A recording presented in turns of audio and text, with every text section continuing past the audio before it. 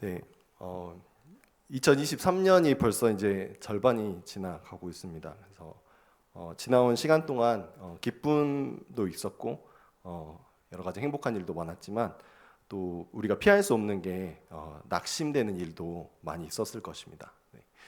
저 같은 경우는 2022년에 제가 유학을 열심히 준비를 했습니다. 근데 그게 잘 되지 않아서 크게 낙심을 했고 마음을 다잡고 이제 신학대에 가게 됐습니다. 그래서 신학대에서 그러면 정말 내가 헬라어 공부라도 좀 열심히 해보리라라고 이렇게 마음을 다잡고 공부를 했는데요. 그만 코로나에 또 걸리고 말았습니다. 그래서 제가 큰 낙심을 하게 됐고 3주를 공부해야 시험을 볼 수 있는데 그 한 주가 완전히 날아가가지고 제가 새가족반에 배샬롬교회 새가족반 가서 너무 힘들다고 뭐 이런 말도 나누기도 했습니다.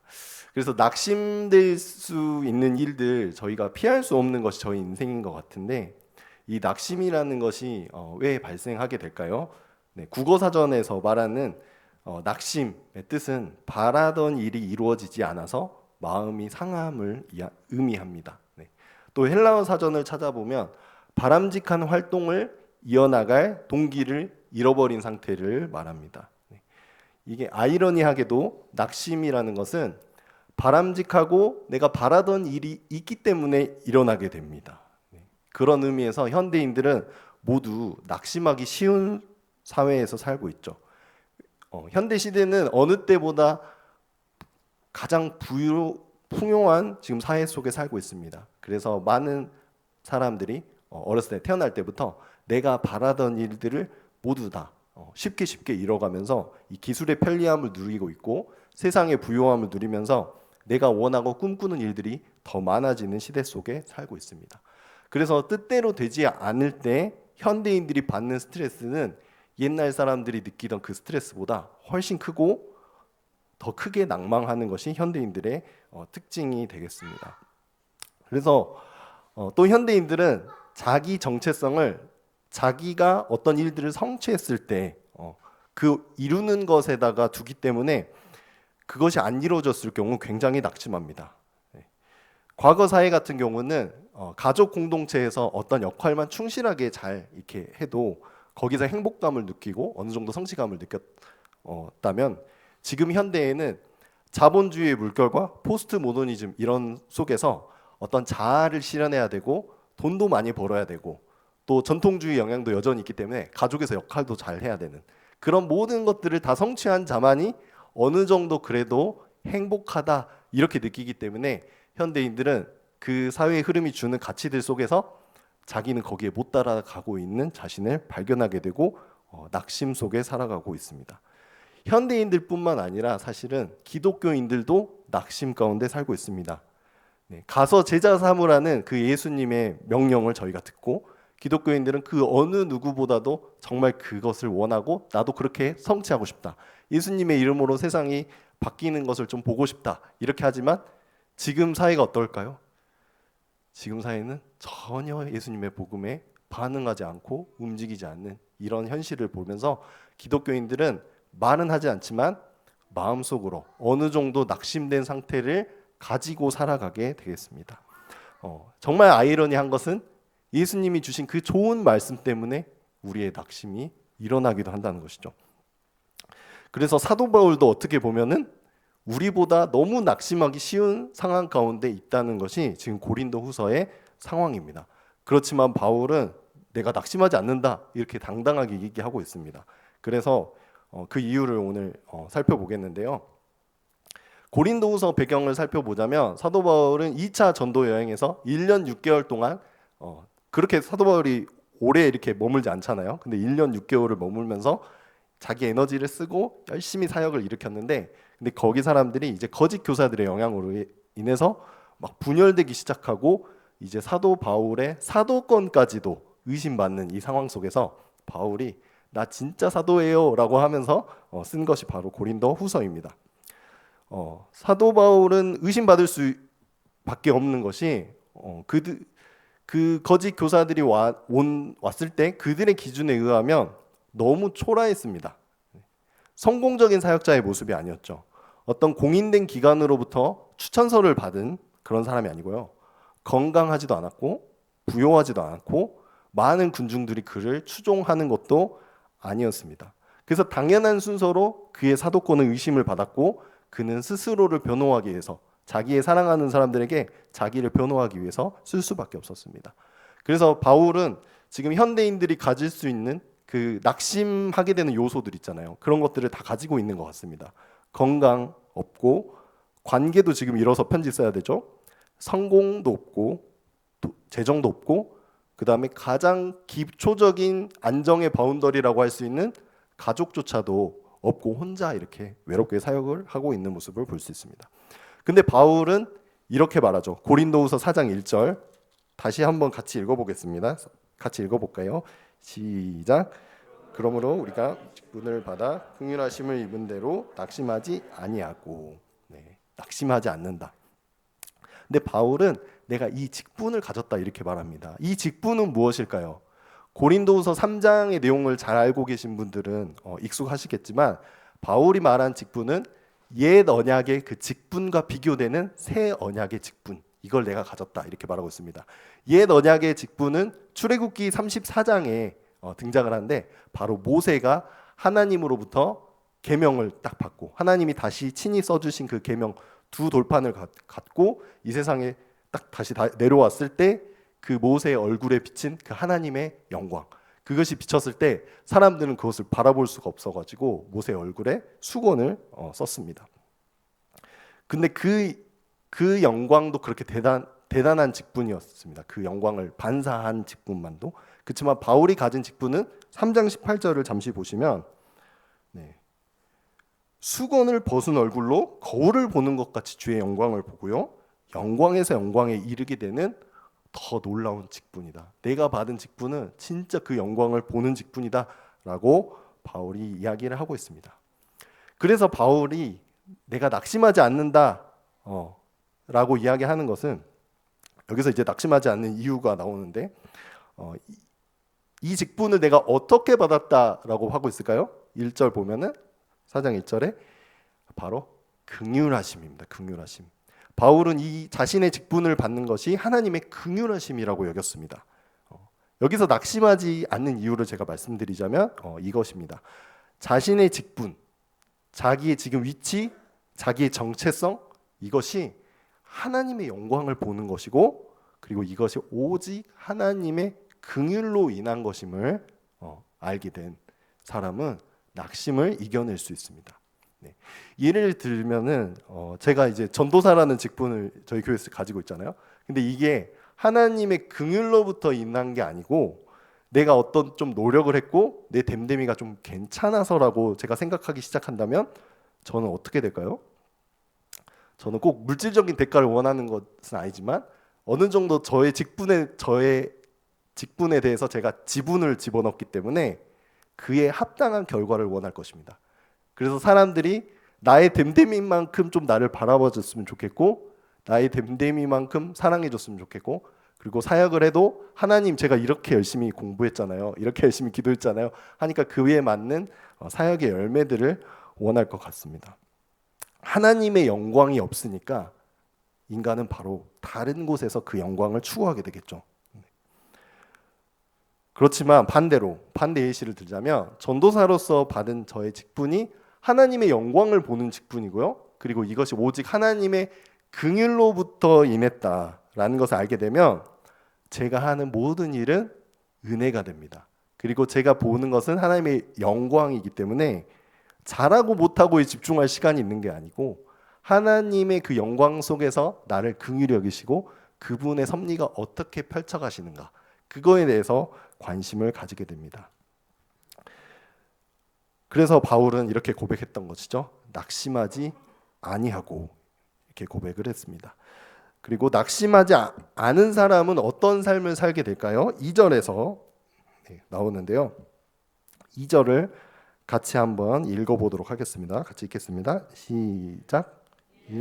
부끄러움의 일을 버리고 속임으로 행하지 아니하며 하나님의 말씀을 나타내므로 오직 진리로 하나님 앞에서 각 사람의 양심에 대하여 스스로 추천하노라. 네. 이 말씀은 영어로는 인테그리티라고도 합니다. 속과 겉이 똑같은 정직한 상태. 우리 한국말로는 정직함 이렇게도 번역하기도 하지만 어떤 번역은 통전성이라고 해서 이렇게 똑같이 일치된 상태를 이야기하더라고요. 네. 근데 낙심한 사람은 이러한 인테그리티를 가질 수가 어렵습니다. 네. 그 마음의 충족과 평안이 없기 때문에 내 자신을 노출시키는 것이 너무 무섭죠. 그리고 다른 것으로 그 비어진 마음을 채우려고 합니다. 그렇게 하기 위해서는 반드시 더 많은 상황들을 내가 원하는 대로 통제해야 되고 더 많은 것들을 가져야 되기 때문에, 근데 인간이 그렇게 할 수가 없잖아요. 그렇게 해서 사용하는 것이 속임입니다. 점점 더 속이는 삶. 남들이 꼭 이렇게 겉으로 이렇게 속이는 게 아니라 아무도 모르는 방식으로 속이는 거죠. 네. 제가 만약에 전도사로서 마음에 낙심이 있고 하나님의 영광과 긍휼을 인식하지 못한다면 저는 이제 속이기 시작하겠죠. 이제 그것은 뭐 드러내놓고 성도님들에게 제가 거짓말을 치고 막 이러진 않겠지만 남들에게 좀 더 잘 보이고 싶어서, 예를 들면 지금 이 상황에서도 성경 본문을 조금 비틀어 가지고 아무도 모르는 방식으로 교묘한 신학교 교수님들 말 쓰는 그런 방식으로 교묘하게 틀어서 칭찬을 얻어내려고 하겠죠. 네. 지금도 살짝 그럴 수 있는데 기도를 부탁드리겠습니다. 전도사로서 잘 갈 수 있도록 기도 부탁드리겠습니다. 네. 네, 그래서 낙심하지 아니한 사람 두 번째는 어떻게 되냐면요, 그렇게 인테그리티한 마음을 갖기 때문에 스스로를 추천하게 됩니다. 너무 당당한 모습이 있죠. 이것은 현대의 어떤 자기 PR식, 자기 드러냄 이런 게 아니고요, 내가 정말 진실한 사역자였다, 이거를 드러내는 것입니다. 자, 이렇게 이 인테그리티 이 상태, 바울이 가능했던 이유는 바로 하나님의 영광과 긍휼, 이거를 아는 것입니다. 네. 이 단어가 지금 계속 나오는데 잘 기억해 주시면 좋겠습니다. 그래서 하나님의 영광을 바울은 받기 때문에 이 영광은, 그러니까 전도사님께서 아까 기도 인도하시면서 이 영광은 저희를 비춥니다. 저희를 비춰서 저희가 얼마나 죄인인지, 얼마나 참담한 사람인지 나타나게 되죠.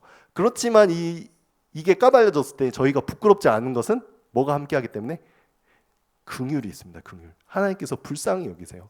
그래서 그리스도인들은 이 세상에서 정말 유일무이하다시피 이런 정체성을 가지고 있는데요, 너무 자기에 대해서 솔직하고 자기가 죄인이라는 걸 알고 고개를 숙이는 사람이지만 반대로 그것보다 더 큰 은혜를 받았기 때문에, 그 긍휼하심을 입었기 때문에 너무나도 당당합니다.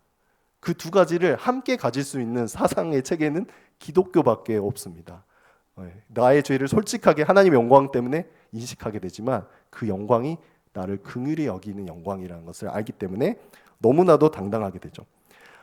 그런데 문제는 바울은 이렇게 좋은 정체성을 가지고 좋은 마음으로 인테그리티 가지고 사역했지만 어떻게 됐을까요? 많은 사람이 따라줬을까요? 아닙니다. 3절을 보면은 복음이 어떻게 됐을까요? 복음이 확 나타났을까요? 복음이 가려졌다고 표현을 하고 있습니다. 네. 이렇게 해도 복음이 가려졌다라고 하는 것이죠. 그런데 바울은 이것을 자기 문제로 여기지도 않았습니다. 이게 가려지면 누구한테 가려진 것이냐면 망하는 자들에게 가려진 것이다, 이렇게 얘기를 했고요. 그리고 이 세상의 신이 믿지 아니하는 자들의 마음을 혼미하게 했기 때문에 했다. 왜냐하면 마가복음 4장에 이미 예수님이 씨 뿌리는 자의 비유를 통해서 말씀이 뿌려지면은 말씀을 뿌린 자나 말씀의 문제가 아니라 그 밭에 대한 문제라는 것들을 바울은 너무 잘 인식하고 있었습니다. 그래서 저는 이 바울의 이 당당함이 너무 부러운 것 같습니다. 내가 할 수 있는 것은 하고 아닌 것은 아니다라고 말할 수 있는. 근데 저도 간혹 정말 제가 우주에 제일 착한 사람이라도 된 것처럼 모든 상황을 막 착하게 좋게 막 만들어 보려다가 사실 그렇게까지도 못하지만 얼른 포기하고 혼자 막 죄책감 느끼면서 왜 이걸 못했을까 막 이렇게 자학할 때가 있는데요. 근데 바울은 그러지 않았다는 거죠. 바울에게 진짜로 중요한 것은 자기 삶을 의롭게 만들어가는 게 아니었고요, 하나님의 영광과 긍휼, 그것이 자기 삶의 가장 중요한 가치였습니다. 그렇기 때문에 바울은 낙심하지 않았고 그렇게 좋은 마음으로 그렇게 열심히 봉사하고 내가 섬겼지만은 어떤 열매가 안 나와도 바울은 낙심하지 않았습니다. 바울은 자신의 그 직분의 정당성, 아까 이제 제가 자아의 정체성이라도 할 수 있겠는데요. 이것이 사역의 결과나 사람들의 변화에서 찾는 사람이 아니었습니다. 네, 변화하는 것에 우리가 이 마음에 뿌리를 두게 되면은 저도 이제 캠퍼스에서 7년간 이렇게 간사로 사역을 했는데요. 진짜 학생들이 막 변화되는 게 보이고 막 캠퍼스가 수적으로 이렇게 커지는 걸 보면은 너무 행복하고 막 천국에 있는 것 같다가 그런 모습이 없으면 바로 막 저를 자학하면서 내가 무슨 죄를 지었을까 지금 내가 왜 이렇게 잘못했을까 막 이러면서 지옥같이 막 느끼고 그랬습니다. 근데 바울은 변화하는 것이 아니었죠. 절대 변할 수 없는 하나님의 영광과 하나님의 그 긍휼에 자신의 정체성에 뿌리를 두었습니다. 그래서 우리가 낙심하지 않고 진리를 드러내면서 이 세상의 어떤 결과, 어떤 배신, 어떤 상처를 불구하고도 정말 건강하게 복음을 전달할 수 있는 것은 바로 하나님의 영광 그리고 하나님의 긍휼입니다. 그것에 초점을 맞출 때 우리는 바울처럼 낙심하지 않을 수 있습니다.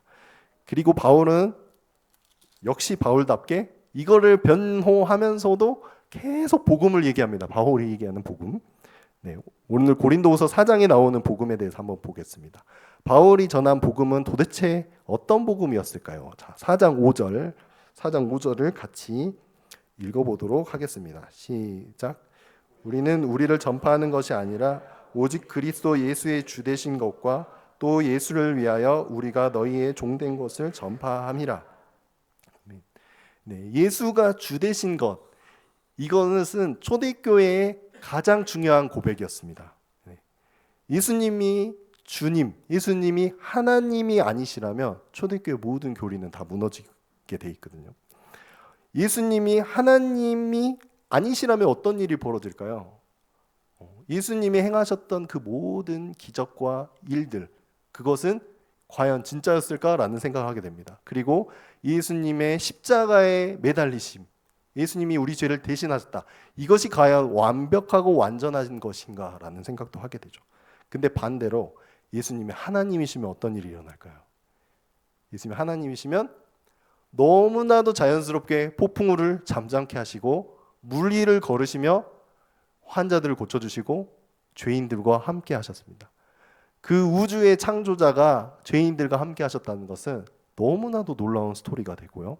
그리고 그분이 십자가에 매달려 우리를 위해서 죽으셨다는 그 사실은 온 우주 공간, 모든 공간의 창조자, 그 차원에 넘어서 계시고, 그리고 시간, 성경에 보면 영원 전까지라는 표현도 있는데 우리 시간의 한계는 영원이잖아요. 근데 그런 모든 것을 다 뛰어넘는 그 개념을 창조하신 그분이, 그분의 진정한 마음 깊은 곳의 메시지가 내 목숨보다 너희를 더 사랑한다, 이런 스토리로 바뀌게 됩니다.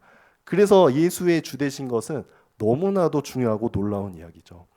그리고 부활도 너무 쉽게 설명이 됩니다. 하나님이시기 때문에 그분은 부활하셨습니다. 네. 그리고 바울은 이 복된 소식 뒤에 한 가지를 덧붙이는데요. 우리가 너희의 종 된 것입니다. 네. 사실 인간은 선악과 사건 이후로 종이 되고 싶어 하지 않습니다. 계속해서 이 세상의 주인이 되고 싶었습니다. 선악과를 따먹게 된 사탄의 그 유혹 중에 마지막 말은 이거였습니다. 너 이거 따먹으면 하나님처럼 될 것이다. 인간은 그것을 받아들이고 하나님의 자녀된 자리에서 만족한 것이 아니라 그걸 따먹으면서 하나님의 위치를 탐했습니다. 그 선악과를 먹고 하나님과의 관계만 끊어진 것이 아니고 인간들끼리도 파괴되었죠. 남녀가 서로 연합되는 것이 아니라 관계의 분리를 경험했고 서로가 주인이 되기를 원하며 다스리기 원했습니다. 가장 가깝고 연합해야 될 관계부터 서로 주인되기 싸움이 시작됐고 그것은 온 세상으로 번져갔습니다. 지금 지구상에 일어나는 그 거시적인 문제들, 우크라이나 러시아 전쟁부터 시작해서 지금 저희 집에서 일어나는 그 아기 2명, 로운이 선이의 장난감 뺏기 싸움, 이런 것부터 그 중심에 보면은 내가 주인이 되고 싶어, 내가 하나님이야 라는 마음이 자리 잡은 것을 볼 수가 있습니다. 이런 세상에서 바울은 도대체 어떻게 내가 종이 됐다라고 선포할 수 있는 것일까요? 네, 6절을 바울은 덧붙였는데 함께 읽어보겠습니다. 시작. 어두운 데에 빛이 빛이라 말씀하셨던 그 하나님께서 예수 그리스도의 얼굴에 있는 하나님의 영광을 아는 빛을 우리 마음에 비추셨느니라. 구약에서 하나님은 구원사를 통해 은혜를 계속해서 드러내십니다. 그렇지만 인간은 실패하고 계속해서 자기가 주인이라고, 내가 주인 될 거라고 하고 있습니다. 이 세상의 신이 복음의 광채를 다 가리고 어두움이 세상을 지배하는 것처럼 보입니다. 하나님은 이런 인간을 구원하시기 위해서 빛을 비추십니다. 창세기에 흑암 가운데 빛이 있으라 이렇게 명령하신 것처럼 흑암 가운데 앉은 백성들에게 그 마음에 빛을 비추십니다. 어떻게 비추셨을까요? 이 세상에 하나밖에 없는 자기의 독생자를 보내십니다. 이 사건을 통해 하나님은 예수의 얼굴에 있는 하나님의 영광을 아는 빛으로 우리를 채워주십니다.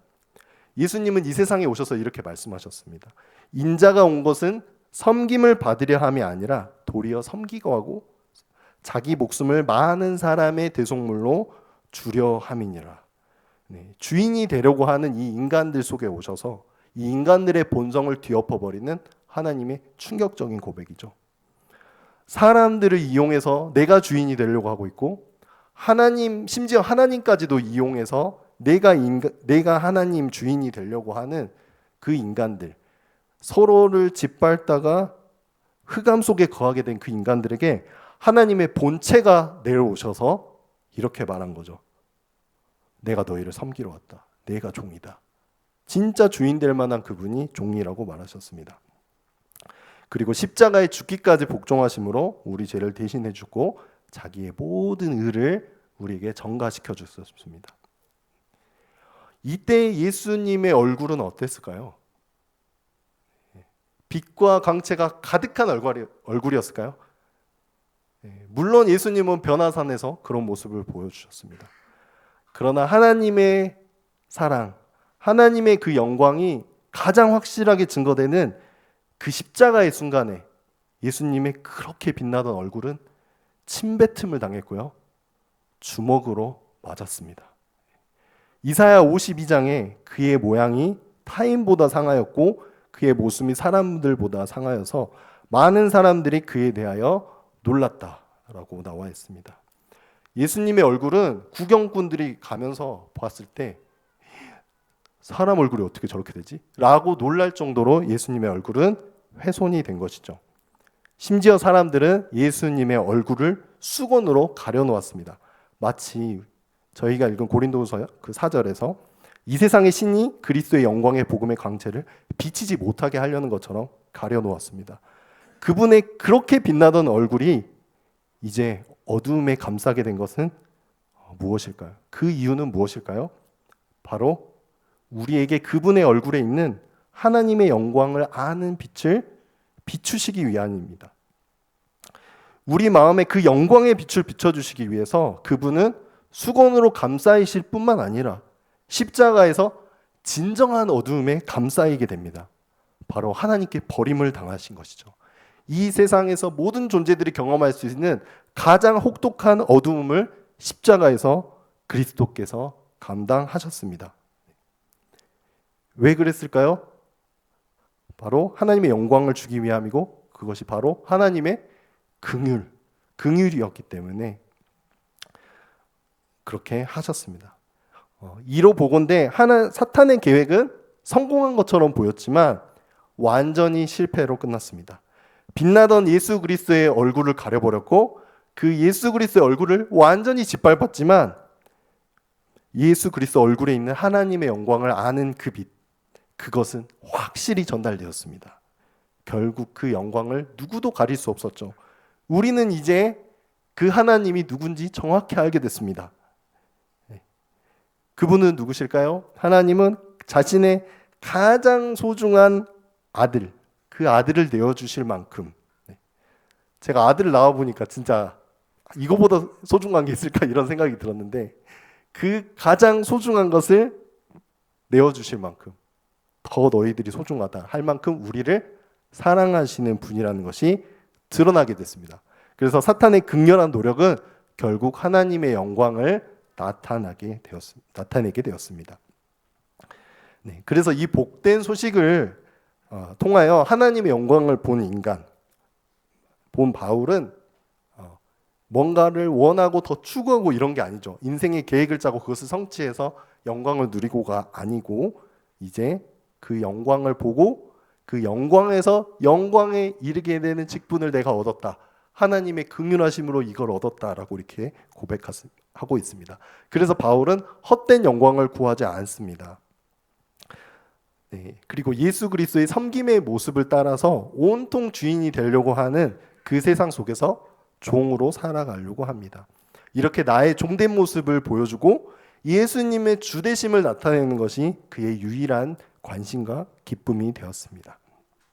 그렇기 때문에 바울은 자기가 공들여서 세운 고린도 교회가 무너지고 있는 것을 보게 됐고 심지어는 사도의 직분까지 의심을 받지만 바울은 내가 낙심하지 않는다라고 고백할 수 있습니다. 내가 그 십자가 위에서 하나님의 긍휼을 입을 존재고 그 긍휼로 말미암아 내가 하나님의 영광을 보게 됐다. 그것이 나의 만족이고 기쁨이 되었습니다. 성도님들, 그래서 이 세상의 많은 일들 중에서 낙심되는 일들이 너무 많은 시대인데요. 그리고 또 한국 교회를 생각할 때도 낙심이 되기도 합니다. 그렇지만 그렇게 우리가 어두운 얼굴을 하게 될 때마다 예수 그리스도의 얼굴을 생각하시면 좋겠습니다. 나에게 빛나는 하나님의 영광을 주시기 위해 궁극적인 어두움에 감싸이신 우리 주 예수 그리스도를 바라봅시다. 나의 얼굴을 환하게 하시는 주님의 얼굴을 봅시다. 그 은혜로 예수의 주 되신 것, 우리의 종된 것을 이 세상에 보여주시는 저와 베샬로 모든 가족들이 되길 바라면서 설교를 마치겠습니다.